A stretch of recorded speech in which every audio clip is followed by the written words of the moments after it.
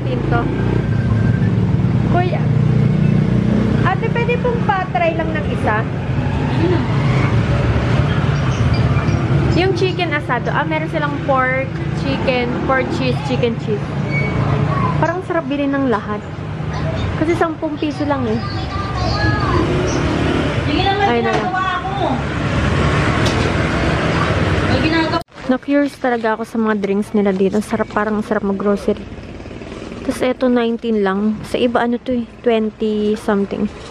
Eto. Baka Colt. They do have chocolate drink also. Healthy cow. May hot cacao din.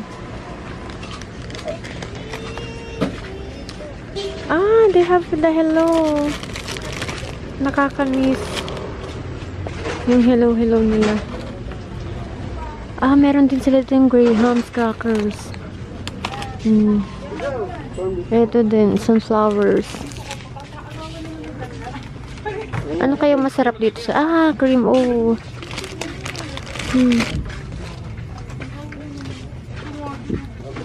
May mga cupcake din dito. Parang mas mura. Tignan natin yung price. Para ma-compare natin sa Pure Gold pag nag-grocery tayo. Ito, meron din sila ditong Kulina sandwich. Mga cheese spread. Fruit cocktails nila. Meron ding tuna. Wow!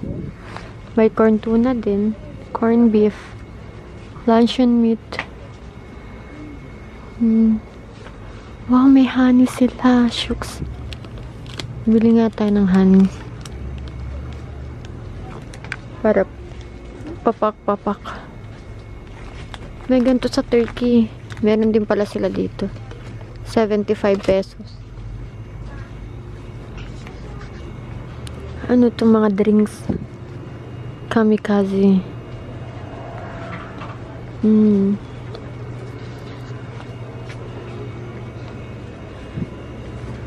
Tingin tayo dito.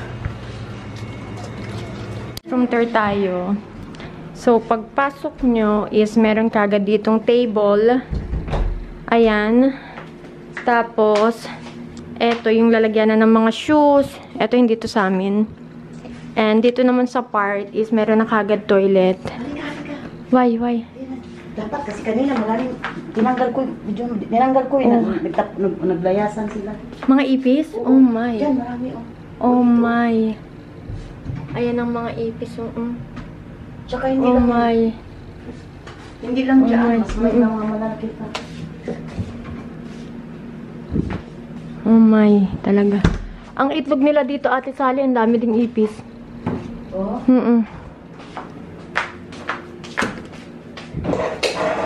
Ayan, ang daming ipis. Ay, dara. Kaya nga eh. Dara pa.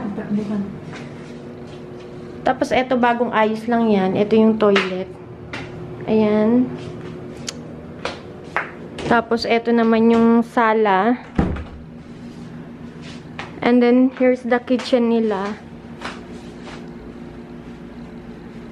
And meron din itong 2 bedroom. Eto, dito natutulog sila mama. Sila Nesta, mga bata. May cabinet din sila dito nakasama. And also this one. Eto, dito kami natulog ni Yaren. Tapos meron din silang cabinet. Ayan.